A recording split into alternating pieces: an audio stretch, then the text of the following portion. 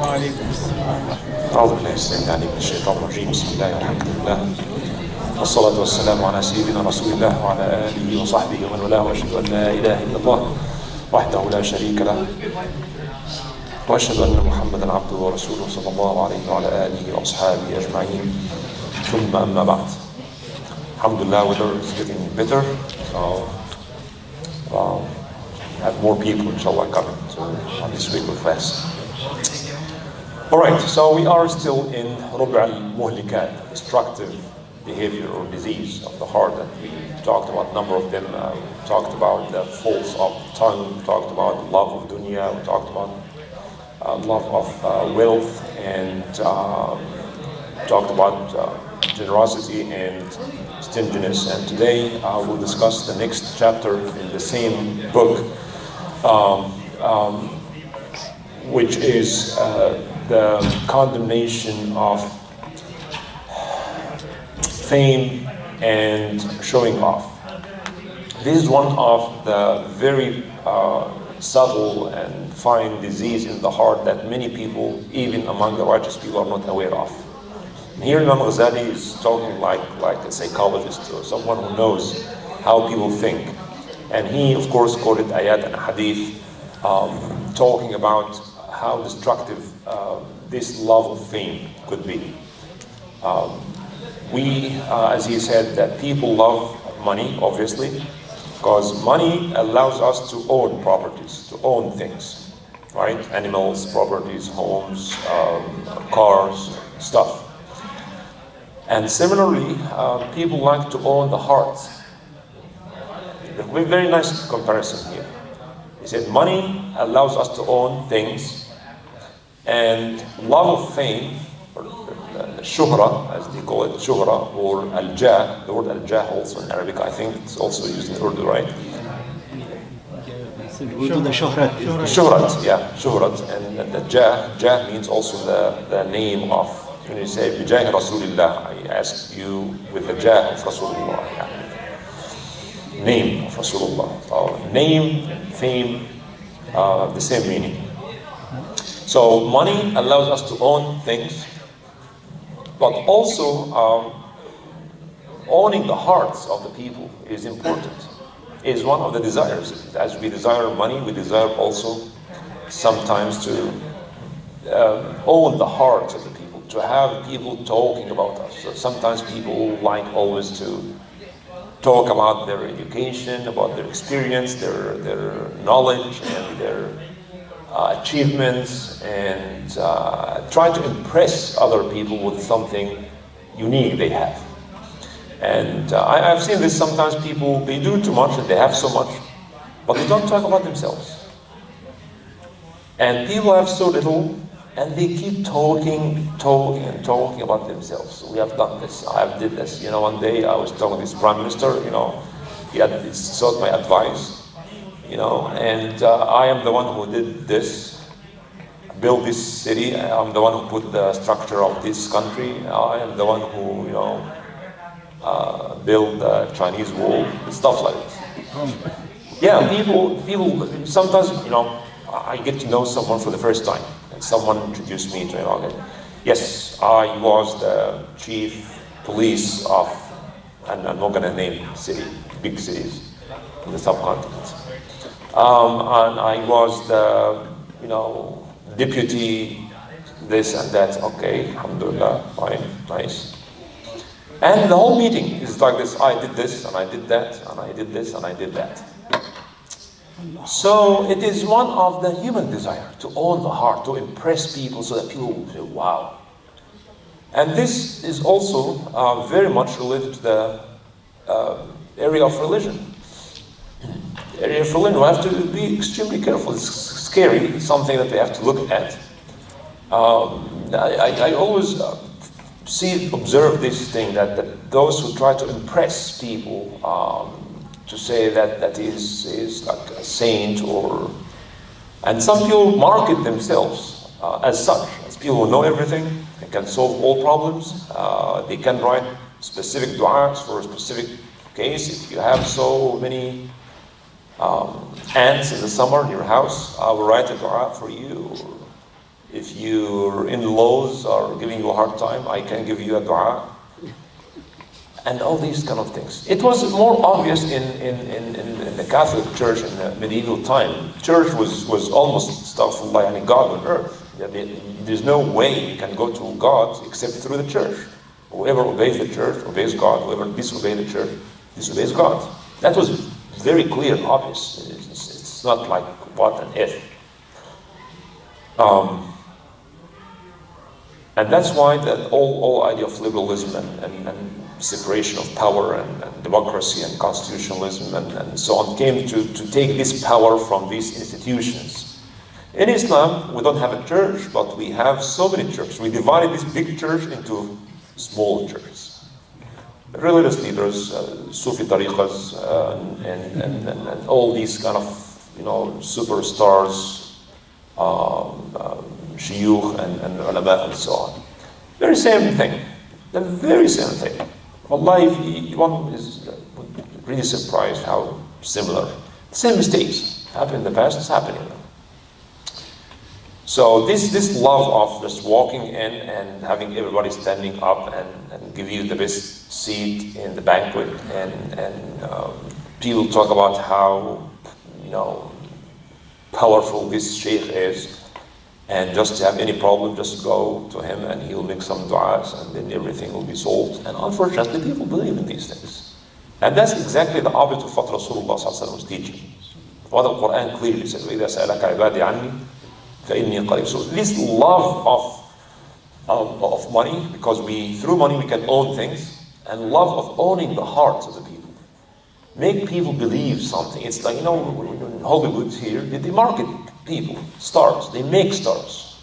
Stars are made, by the way. Someone with very normal skills and he can fight dinosaurs and he can kill the whole gang by himself, right?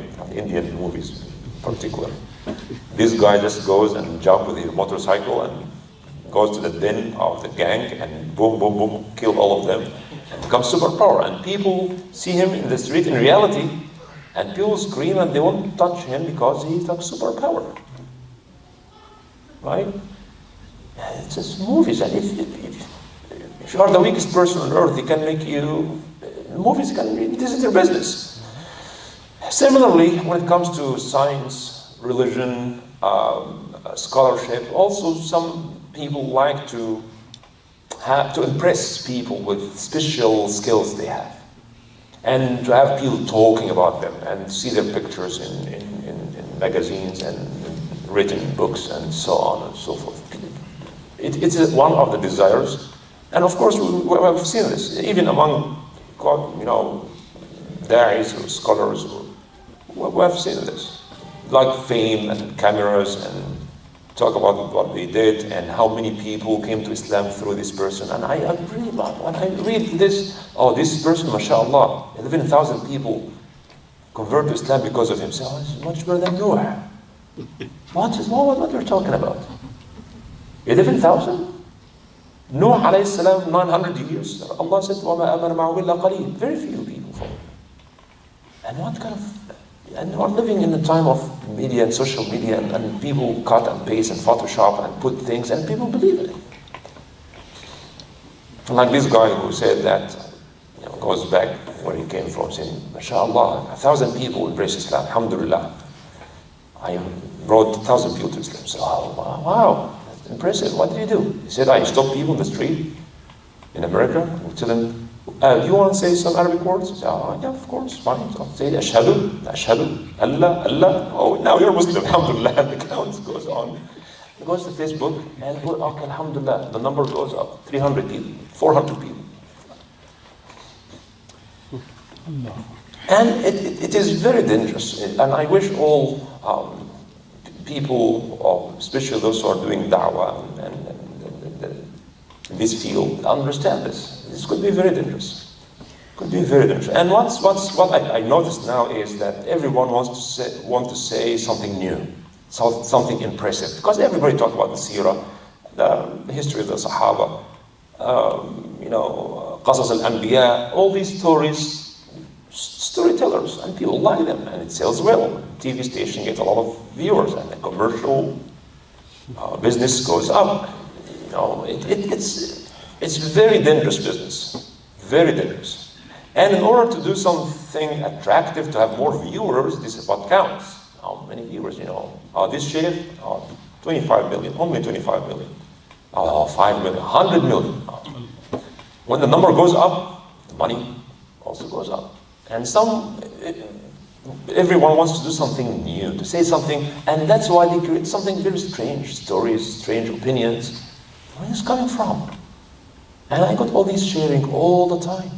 People share stupid things, superstition. The Prophet one day was making tawaf and he saw this man, and this man said and that, and this man, and the Prophet said, and he said, and the Prophet said, and in the end someone has to cry, someone has to die to make it, sellable. And people are emotional.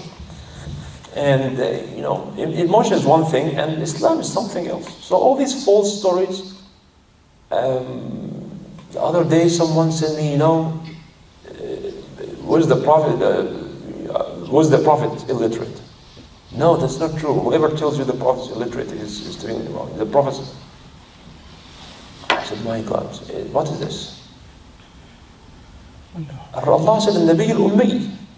This is what Quran says. Quran says, وَمَا كُنْتَ تَتْلُو مِنْ قَبْلِهِ مِنْ كِتَابٍ وَلَا تَخُطُّهُ بِيَمِينِكَ إِذًا لَارْتَابَ الْمُبْطِلُونَ. I've never wrote a book or read a book before this Quran comes to you. Otherwise, you would have good reason to suspect. Muhammad wrote something out of many books he wrote the Quran. But he never wrote anything, one word. He did not read one word. Does not even know how to.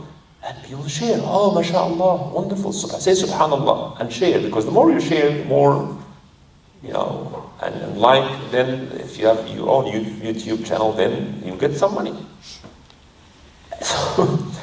So it's very dangerous. So Ghazali is talking about this, and he said that it was said, Ghazali said that the last bad thing, evil thing, comes out of the heart of the Siddiqeen is the love of fame, love of riasa, leadership, love of being known and famous.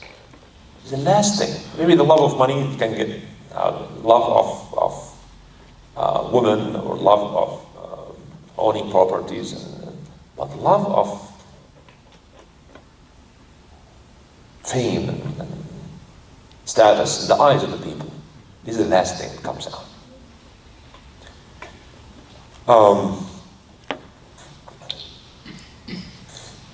The opposite of al-jah, or fame, is al-khumul. The word al-khumul in Arabic could mean laziness, but this is not what they mean here. Khumul means not to be known. It's better not to be known. It's always better not to be known. This is what Ghazali is trying to convince us today. Stay away from fame. And keep in mind, Imam Ghazali was the most famous scholar in his time. That's why when he came back and he wrote this, some people say, it's like, what's wrong? What happened to this man? He was most famous. And he said, I'm doing this for dunya. Money and dunya and fame and things. So he had to resist all this fame and money, wealth, and he isolated himself, and he found his way, and he came back focusing on his relationship with Allah, purifying his heart, and he wrote all these beautiful books. And when he writes about this, he went through this. He knows what it means to win a debate. That everybody's watching, and people are writing. He said, and okay, Al-Ghazali won the debate. Again, it's not only a scholar, but school of thought. Al-Ghazali was very good at this, very good debater. And he almost wins every debate. He knows how to win debates.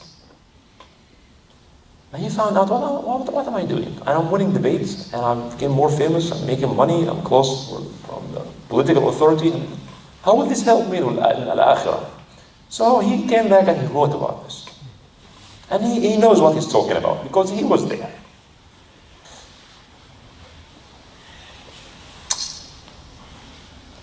So publicity is one of the disease of the time, especially with all these social media and things.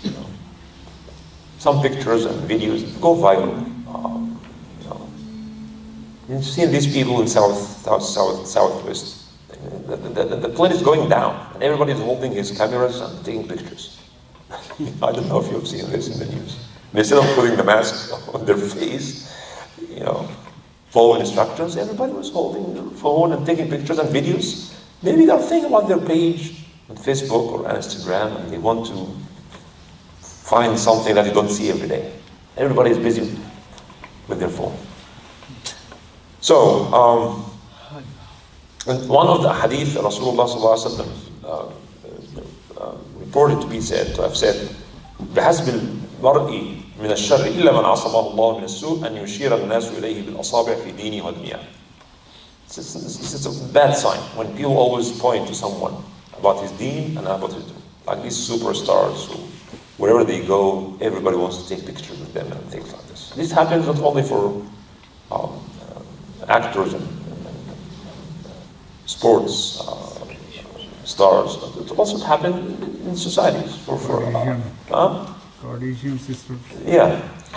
So, إن الله ينظر إلى صوركم. إن الله لا ينظر إلى صوركم. Allah does not look at your shape or figure, but ينظر إلى قلوبكم وعملكم. Allah looks at your heart and your amal. It's hadith in Sahih Muslim. So Imam Hassan al-Basri, one day he was narrating this hadith, and people told him, but this is what happened to you, Imam. Imam al-Hassan was faqih and Sufi and a great scholar.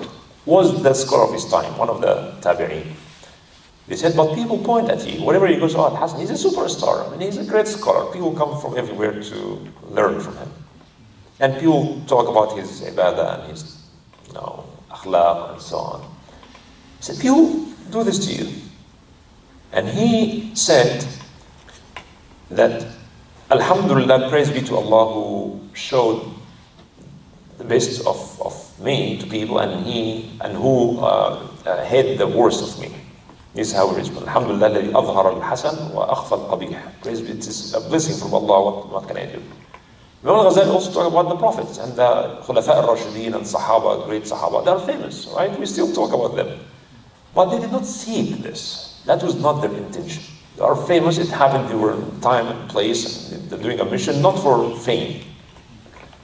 But he said that's, in this case, that's not harmful. But what's harmful is to seek fame, to work for people to be impressed with what you do. Then the intention is for people, not for Allah subhanahu wa ta'ala. Ibrahim ibn Adham, rahimahullah, said that ما صدق الله من أحب الشهرة. Whoever loves shuhra is not sincere in his love to Allah. He's not truthful. Right?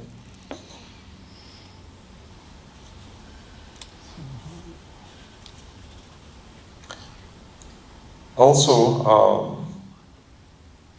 Umar radiallahu anhu did not like people walking behind a scholar or an alim, which happens all the time, especially in Islamic conferences. You see a speaker going and about 100 people walking with him. He stops, they stop. They turn left, they turn left. And so Umar radiallahu anhu said, what is this? That's dhillatun littabi' wa fitnatun lilmatbu'. He did not like it. This is a humiliation to the followers and big fitna to the followed. Well, when you are followed by hundreds of people behind you, wherever you go, they want. Well, why is this? You have a question, ask a question and leave. There's no need for this. The Umar understood this is fitna. You don't know how to do this. People, of course, like to be around superstars. And one day, a person of Ma'mar, he said, I blamed my brother Ayyub, Sikhtiyani, I think, because his clothes was little long. And he said to me, the shuhra in the past was to make it long, but the shuhra today is to make it short. You understand what I'm talking about here? You know that in the old days, in the time of Jahiliyyah, people who want to show off, they make their clothes long. So that when they walk, the clothes actually touch the ground behind them. It's a sign of arrogance and showing off. The Prophet ﷺ hated this.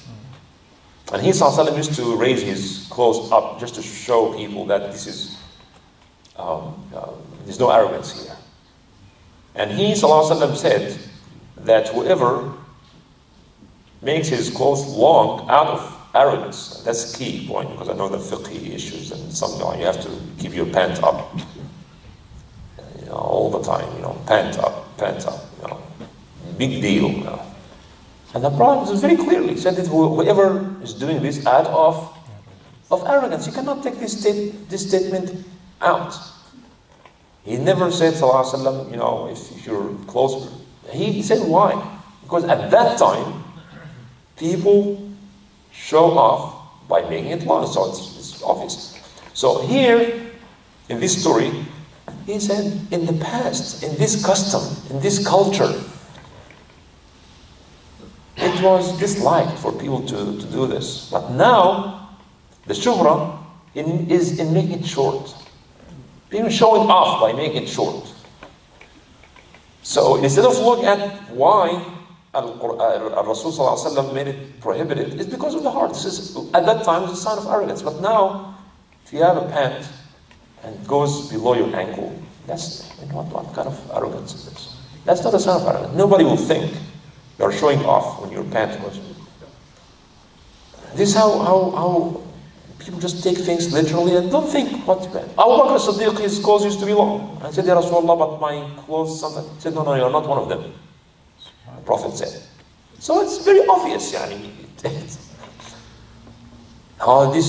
People sometimes when they go in a public place or pray, no, you cannot lead the prayer because your pant is tall. Muhammad, Allah said Muhammad, sallallahu alaihi wasallam, to tell people to make their pants short, otherwise they'll be in the hellfire. Sometimes we talk about our great deen in a way that really, repels people away from it. What is this? No, this is the sunnah is to keep it short. Okay? The sunnah is to clean your heart from arrogance. But sometimes people can actually do this showing off, making it short, showing off. This is what matters. What's in your heart? Anyways, Imam Thawri also said that the Salaf al-Salih, they did not like the thiyab al-shuhra, like wearing a clothes that when you walk in, everybody will attract people's attention. They don't like this.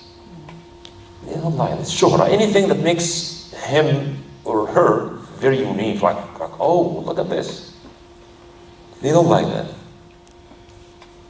Bish al-Hafi said, ما أعرف رجلا أحب أن يعرف إلا ذهب دينه وافتضح. I don't know anyone who really wants to be known except that his deen will be gone and he will be exposed. People will get to know his reality. And Imam Ghazali talked about al-khumul. And again, al-khumul here does not mean laziness. It means stay away from the camera frame. Stay away from the light of shuhra. Stay away from this. Don't seek it. If it happens, it happens. But don't seek it. Don't work. Don't make this your intention. He quoted this beautiful hadith. Hadith sahih. Rasulullah sallallahu alaihi wasallam said, رُبَّ أَشْعَثَ أَغْبَرَ ذِي طِمْرَيْنِ لا يؤبه له لو أقسم على الله أبره منهم البراء بن مالك. There could be a person who is disheveled, covered with dust. ذي تمرين has two simple pieces of clothes. But if he made an oath, ask Allah subhanahu wa ta'ala by making an oath, Allah subhanahu wa ta'ala will respect his oath and will give him what he wants. Someone that nobody pays attention to. In other narration, madfu'un bil abwab. Madfu'un bil abwab means that if he knocks someone's door, nobody will open for him. When he speaks, nobody pays attention to what he says. Right? Has no value in the eyes of the people. But if he said, Ya Allah, I swear by your majesty, by your glory, to do this, Allah will do it. Can you imagine? Some people like this. They don't like to be known. But if they ask Allah for anything, Allah will give it to them. Like this story I mentioned here before, when people in Medina, they were suffering this severe drought. And people were going and praying, but there's no rain. And this person who narrates this story, he said, I went to the masjid, it was not prayer time, masjid was empty, and I saw this guy praying on his own. And after his prayer, he did not notice that I'm in the masjid. And he raised his hand, and he said, Ya Allah, I ask you, by that which is between you and I, to send the rain now, as-sa'at as-sa'at. He kept praising Allah subhanahu wa ta'ala, but then he asked Allah subhanahu wa ta'ala, and he said he did not finish his dua. I started seeing these clouds coming and the rain pouring. And then he said he left, so I followed him. I wanted to know this person, and he was a slave. He was a slave. And when he entered this house of this slave merchant, the one who buys and sells slaves, he knocked the door, and this owner came out, said, I saw this man coming in. He said, yes, it's one of my slaves. You want to buy him? He said, yes, I want to buy him. How much? He said, give me anything. I want to get rid of him. He has no use to me. Whatever price you want to give, I will accept it. He said, okay. He gave him the price, and the guy went inside and he called himself. So this slave was kind of surprised why he's interested in buying me. He's not very strong, he's not very young, he's not going to help. So on his way, he said, I just have a simple question for you. Why you bought me? So he said, because I really want, you're a blessed man, and I want you to be with me and to make dua for us, and I want to get your blessing from you and things. How do you know about this? He said, I heard you know, people were praying, but there was no jaba, and when you made the dua, I noticed that. He said, you have seen this? I said, yes. He said, before we go to your house, can you allow me to go to the masjid to pray 2 rak'ah? I said, of course. And he went to the masjid, and he prayed, he made a long prayer. And in this prayer he said, Ya Allah, it was something between you and I. And now since someone else knew about it, I ask you to take me to you now. And he did not finish his prayer. In his sujood, he was gone. So this kind of people who have this great value in the eyes of Allah subhanahu wa ta'ala, and no value in the eyes of the people. But as people fight and compete for money, they also compete for shuhra. Right? That's why you see this competition always between people who are doing the same thing. Like basketball players, actors who's getting paid more, and you read Forbes magazine and see who's making more money in Hollywood. Right? And there is a competition. And between the Qurra al-Quran, sometimes there's big competition, hasad, and scholars, yes. It's true. As we mentioned, this is the last thing that comes from the heart of the Siddiqeen. It is true. This competition is real. And some, you know, they want to market themselves and it's a lot huge business. So Imam Ghazali is warning from this, and he mentioned all these hadith. One day Umar radiallahu anhu entered the Masjid al-Nabawi, and he saw Mu'adh ibn Jabal near the grave of the Prophet sallallahu alaihi wasallam crying, and he said, what's going on, Mu'adh?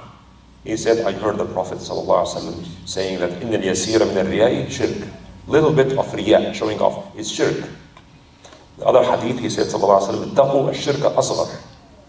Be aware of the minor shirk, because it is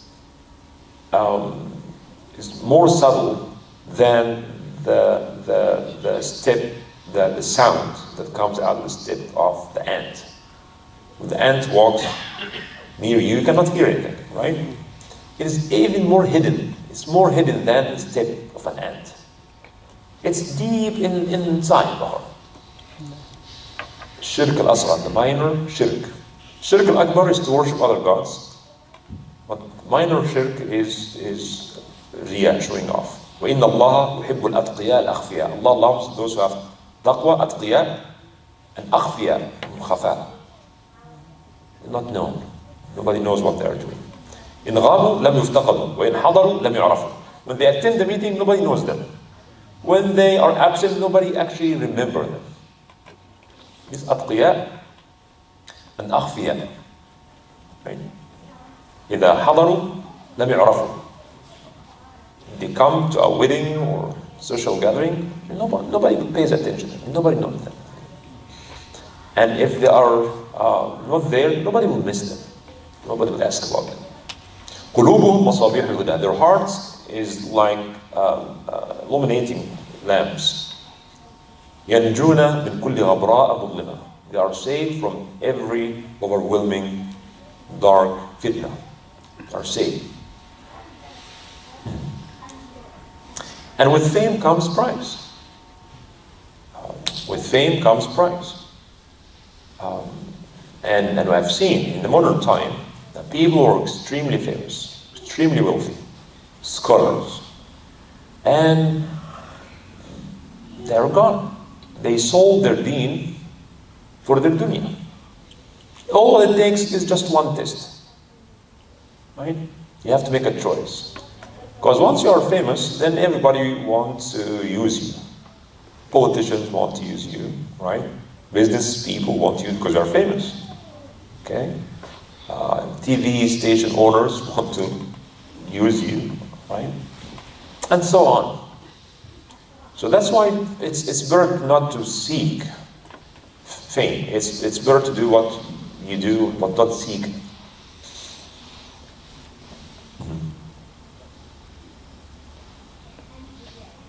Imam Khalil ibn Ahmad also have a wonderful dua. I've never seen this dua before, but reflects also a level of wisdom, this man. And Khalil ibn Ahmad is one of the greatest minds in Islamic and Arabic language history. He is just amazing brain. I think we need to study these guys more. Imam Khalil ibn Ahmad, the first one who made an Arabic dictionary called Mu'jam al-Ayn. And the order is not alphabetic order. He actually made the mu'jam, the order, the mu'jam based on the makharij al-huruf, right? So it starts with ayn, you know, حرف الإظهار, حرف الحلق, همز فهاء ثم عين ثم همز فهاء ثم عين حاء مهملتان ثم غين خاء. Right? So he made a mu'jam on his own, in which he put thousands of Arabic words. And then he started a sign called Ilm al-Arud, the pattern of Arabic poetry. He was walking in the market and he saw this nahasin, those who you make, you know, pots and stuff. They keep, you know, hitting this to shape it. And he found out these people are working, but they are also entertaining themselves. They're not like doing like that. They are doing like some kind of music. And he liked it. And he said, wow, this reminds me of this poetry. So this poetry and this sounds, yeah, they fit. فعول فعول فعول أو فعول فعول متفاعل فعول فعول متفاعل. And then he said, well, and he studied Arabic poetry and he found the music inside. And he found 16 patterns. Any Arabic poetry must fit one of these 15 or 16 patterns. And this became a science like Ilm al-Arud. And when we talk about Tajweed, this is the guy.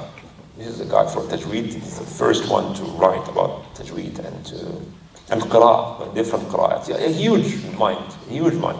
And he lived as a very poor person, and he died in his house. Nobody was there. And then they found out that he died. With all this genius. So one of his dua is that he said, Allahumma ja'alni indaka min arfa'i khalqik. Make me with you in the highest level of people, near to you. Wa inda nafsi, make me to myself in the lowest level. And make me with the people in the middle, somewhere in between. اللهم اجعلني عندك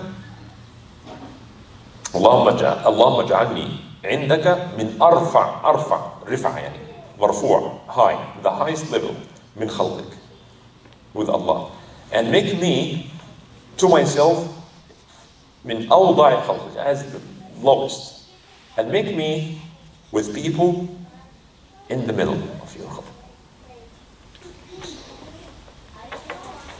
Imam al-Thawri said, I really found my heart, and this is real. I feel this when I heard this. I found my heart in Mecca and Medina when I go and stay with people that I don't know, and people who are simple and nobody knows them. I really found my heart when I sit with these people. Ibrahim ibn Adham is one also of the great scholars like Imam Hassan al-Basri. He said, the most enjoyable moment in my life was the moment when I went to Asham, in Syria. He's not from Asham, but I went to Asham, and there was nowhere to go to hotels or stuff like that. So he said, and I also have some stomach issues. So I went to spend the night in the masjid. And of course, every masjid has a mu'adhin, imam, and the mu'adhin usually is the one who also takes care of the masjid, open the doors and lock it and so on. And obviously, some people, homeless people, they try to sneak in and spend the night in the masjid, and many mu'adhin don't like it. He said, one night I was sleeping after Isha, and this mu'adhin came and pulled me, dragged me from my leg, and he pulled me out of the masjid, threw me in the street. He said, I feel very. He said, Imam Ibrahim ibn Adham, great Imam, great scholar. And he said, I feel very happy. This is happening to me. That's the exact opposite of faith. Don't you know who I am? How dare you? Ask about me. Or this is my business card, or visit my website. No, just drag me. He not even told him, get out. He just dragged him through the mountain. He said, I feel very good. إن قدرت على ألا تعرف, Imam Fudayl ibn Iyad, he said, إذا قدرت على ألا تعرف فافعل. If you can manage not to be known at all, do it. And what would harm you if nobody knows you? If Allah knows you, right?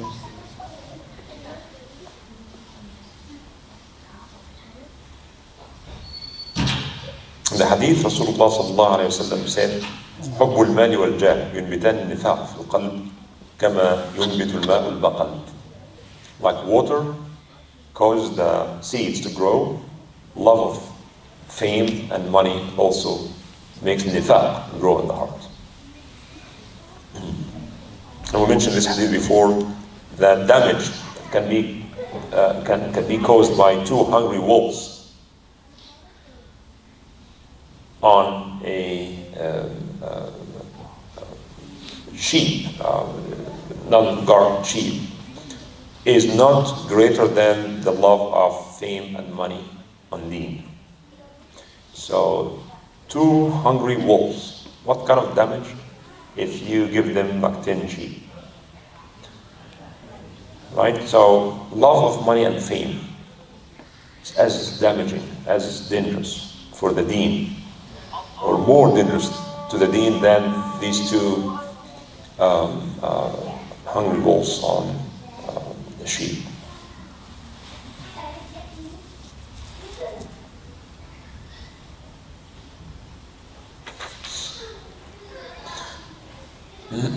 Imam Ghazali also said that it's a natural desire to be liked, to be talked about, for people to know. It's part. We cannot deny this fact. People love money. There's no doubt. I mean, but he said the love of jah sometimes could be more dangerous than love of money.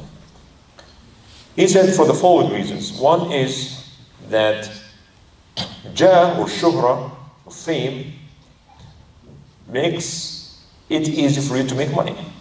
But the other way, the opposite is not true, necessarily. Yani, you can be very wealthy but not famous. Nobody talks about you, nobody knows you, right? But if you are very famous, even if you are not very wealthy, fame helps actually making money. And that's absolutely true. In Egyptian language, they say al-jah wal al-ghina. Al-jah is better than wealth. No? It's very rare to know someone who is very famous but not wealthy. But you may find wealthy people but not famous, right? So, and now, especially in the time of YouTube and Google and social media, the more followers you have, the more money you make. It's straightforward, right? So fame makes money. You know, I have these superstars. They make a commercial for 10 seconds. They go and drink Pepsi, and they sign a contract for millions. Anything they do in their life, you know.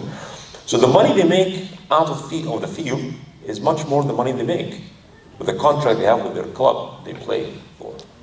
Because they are famous. Because when people see you drink this soda or eat this chips or promote any product, just a few seconds, right? A few seconds. You sign a contract. And to wear this brand, they sign a contract. So they supply you with all these clothes, but they pay you. And the same thing happened also for other professions. Also, the second reason is that money is subject to being lost, right? But fame is there. Love of the people is there.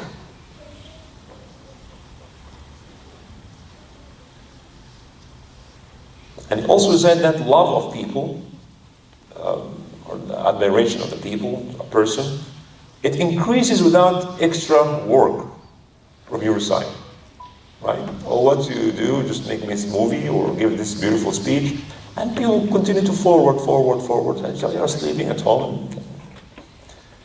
But making money requires more hard working.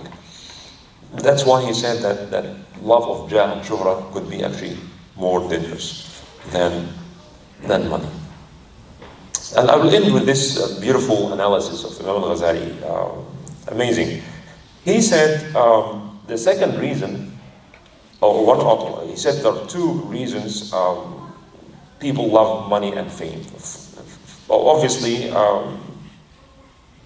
people like money because they feel more secure when they have money, right? They're afraid of the future. So how to battle this worry to make more money, right? Right? So the more money you make, the more secure you feel, right? And he said the same thing, the second reason. This is the analysis that I want to end with. He said, we have a body and spirit, obviously, and he said that this ruh is Rabbani. It's come from Allah subhanahu wa ta'ala. So he said because we humans, we are a mixture of so many things. We have something that has to share with animals, like sexuality and desire to eat and so on. We are like animals in this. And some characteristics we share with predators, beasts, like hitting and beating and anger and so on. And some other characteristics we share with shayateen, like being sometimes deceptive, cheating, lying, and so on. And some characteristics are Rabbani, it's ruh. It's come from Allah subhanahu wa ta'ala. So we are very complex creation, very complex. We get this from animals, and this from shaitan, and this is from predators or dogs, and this is from Allah subhanahu wa ta'ala. That's why we sometimes we behave like angels, some other times we behave like devils. And he said that because we have something that's from Allah subhanahu wa ta'ala, sometimes we desire to act like gods.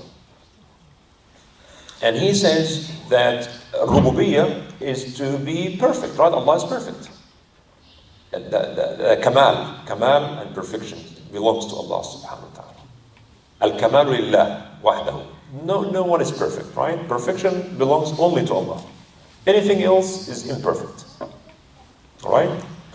So, but because we have this also, this characteristics that comes from al-ruh, and which al-ruh comes from Allah subhanahu wa ta'ala, we sometimes are inclined to be above others, to convince ourselves or try to convince others we are perfect.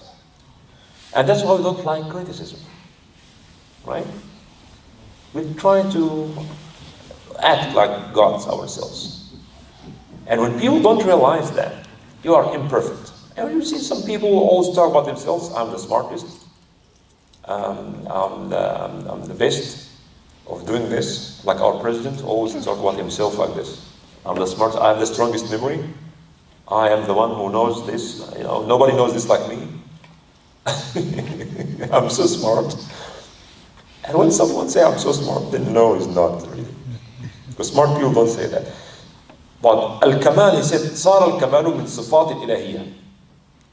Kamal is from صفات الإلهية, perfection. That's why we try to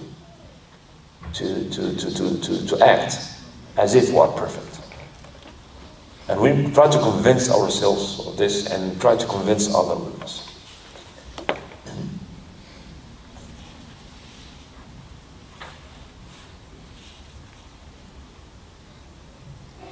And he says that imagine if this was one of the unique creations is the sun, right?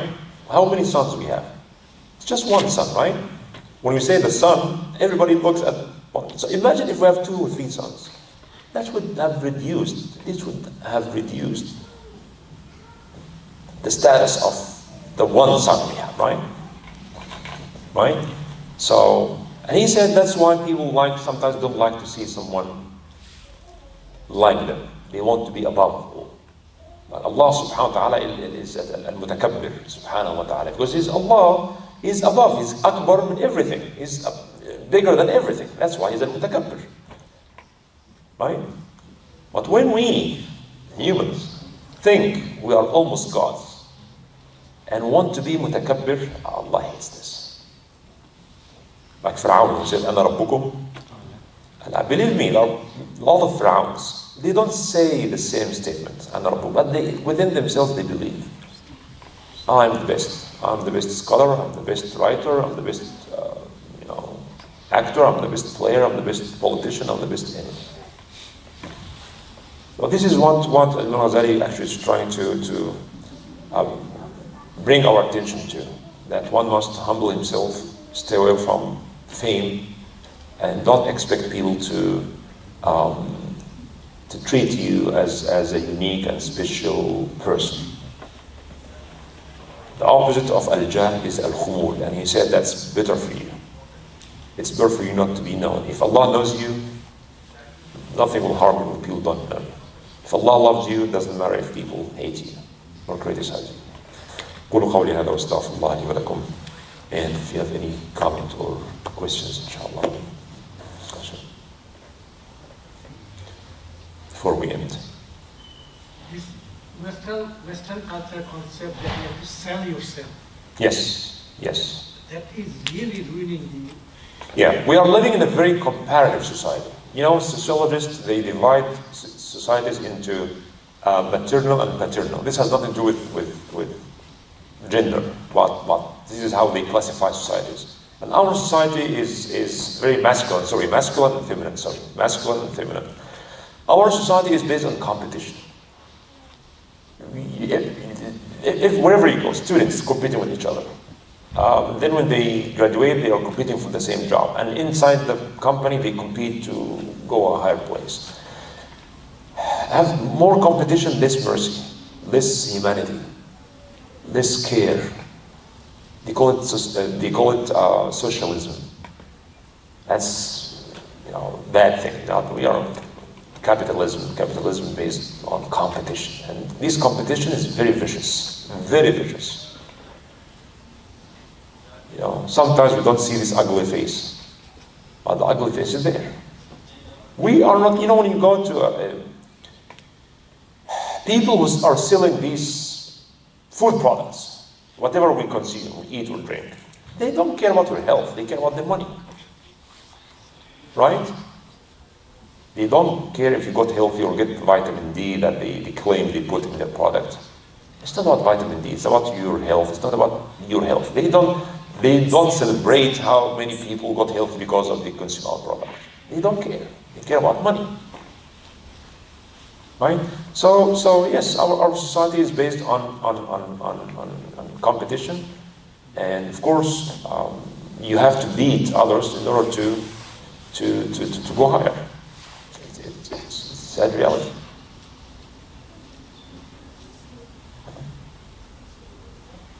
Just regarding today's khutbah, someone perhaps misunderstood what I want to say when I talk about the aql and wahi. And he thought I said that aql goes ahead of wahi. This is not what I meant. I meant that the authority of al-wahi is recognized first by al-aql, not the other way around. So we realize that this Quran is the word of Allah based on what? Based on our aql, right? You read the Quran, say, you know what, this cannot be a word of man. I believe this is the word of Allah. So the aql gives authority and sanctity to the Quran. Then once you believe Quran is the word of Allah, then if the Quran says something against, your aql cannot imagine. It's something against the aql, and something that the aql cannot easily understand, but it's possible. There's a big difference in it. So Isra and Mi'raj, as I said, Isra in the 7th century was impossible. It is like beyond what the aql can. But now, if you say pray Dhuhr in Mecca and Isha in Jerusalem, that's normal. So what? What's impossible in the past, now it is possible. It is normal. And Mi'raj also, now we cannot understand how could the Prophet ﷺ go all these billions of light years back and forth in one night. For us now it's impossible. But in the future, maybe we'll find out. Even if we couldn't find out, because we believe he is the messenger of Allah, as Abu Bakr said, if he said so, I believe him. That's very, very profound statement. It has to do with epistemology or source of knowledge. If he said, I believe anything he says, because I know he's a prophet. I believe in anything. If he said so, and I said that we should apply the same methodology for Abu Bakr. When someone tells you this is haram, akhi, this is halal, this is the Prophet said, the question should be, did the Prophet say that? That's why our ulama, when ulama al-hadith in particular, ulama al-fiqh and hadith. Okay, this is a hadith. So first of all, is this hadith authentic? Did the Prophet say that? And this takes a long process to find out, yes, the Prophet said. Okay, if the Prophet said that, what did he mean by it? You understand? So that's why when layman goes and read books of hadith, or any book, and the Qala Rasulullah, the Prophet said, khalas, that's it. No, it's not that simple.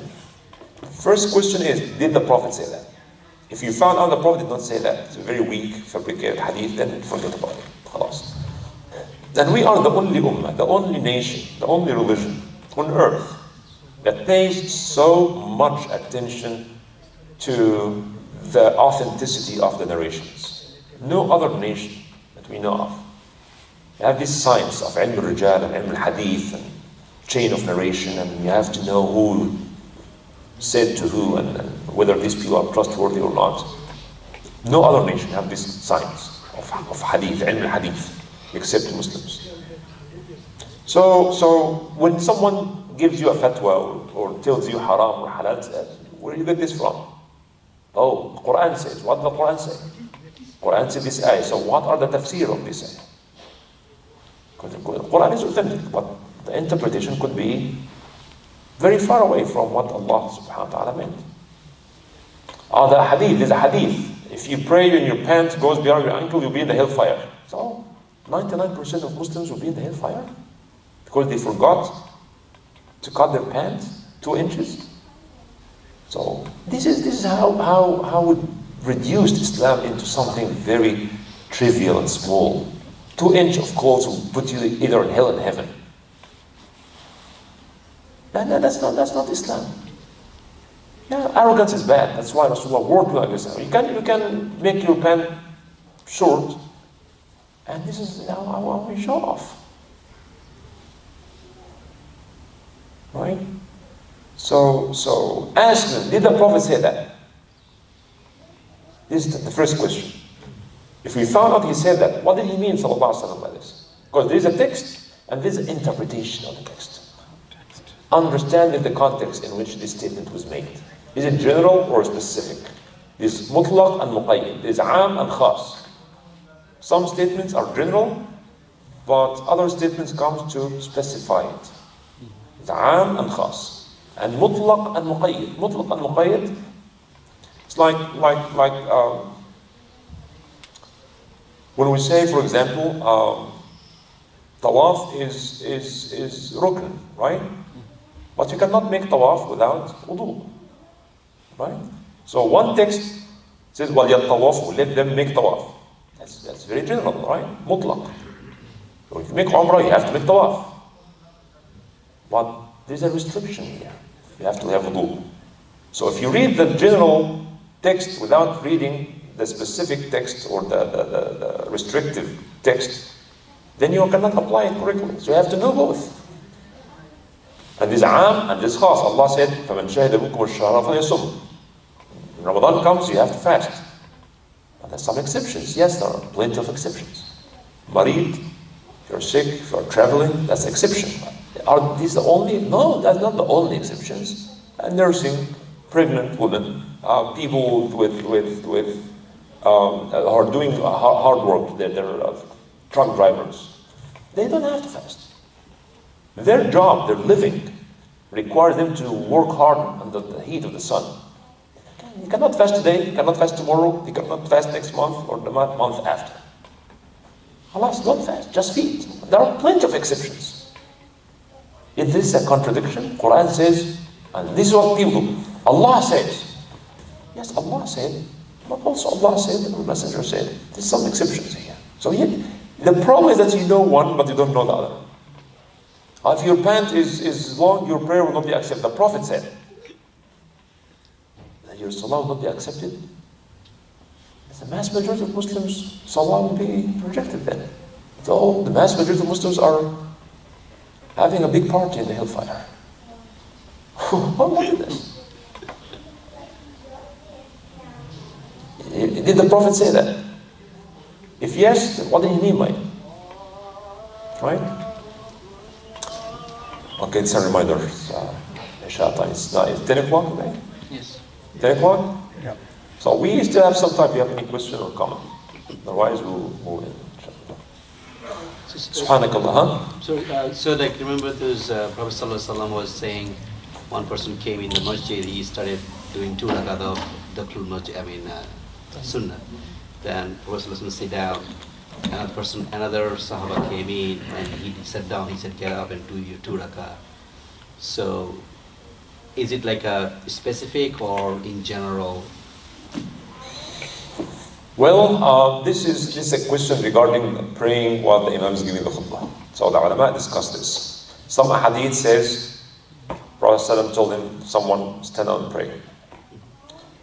All right. So the other hadith, now sit down and listen to the khutbah. So should we, obviously they are contradicting each other. So which one is the sunnah? Some ulama said, no, if you come in, pray 2 rak'ah. The Prophet said that when you come from Jummah, pray 2 rak'ah. So whether the khatib is speaking or not, pray 2 rak'ah.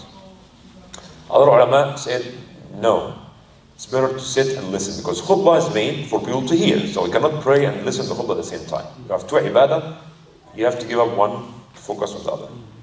Imam Abdul Barr and other scholars, they said, just let people do what they, because both are correct. However, I like the interpretation or the explanation of the ulama who said that just come, sit down, don't pray 2 rakats. Why? They said this man who came while the Prophet ﷺ was speaking was a poor person. And the Prophet ﷺ wants people to see him. And he was talking about sadaqah and giving the fuqara. And he told him to pray 2 rakats so everybody can see him. And this is exactly what happened. The Prophet ﷺ encouraged people to give sadaqah and things. And he wants people to see him. And how needy he is. You know, sometimes we collect zakah, but we don't know. People come to me before Eid. Imam, do you know anybody? I have my zakah. I don't know anybody. So I'll go with Dearborn or Detroit. Right? So, but if we have someone that I know is really needy, right? I'll talk to people in charge of zakah committees or this person. So someone has to make it on his behalf. So the reason why the Prophet told him to stand up and pray is to let people. Interesting, this man, alayhi salatu wasalam, this is a very, very amazing generation. The Prophet ﷺ encouraged people to give in sadaqah and zakah. And people collected a lot of clothes, and food, and things. So the Prophet ﷺ gave him 2 new, nice clothes, and he gave him some food. And then the Prophet ﷺ kept talking about sadaqah. And this man took one of these 2 things and he gave it sadaqah. And Rasulullah said, what are you doing? He said, Ya Rasulullah, I have to get that reward. He said, no, keep it free. So, both are correct. I personally prefer people come if you are late, then sit down and listen to khutbah. Right. Allahu A'lam. سبحانك اللهم وبحمدك نشهد ان لا اله الا انت نستغفرك ونتوب اليك والعصر ان الانسان لفي خسر الا الذين امنوا وعملوا الصالحات وتواصوا بالحق وتواصوا بالصبر سبحان ربك رب العزه عما يصفون وسلام على المرسلين والحمد لله رب العالمين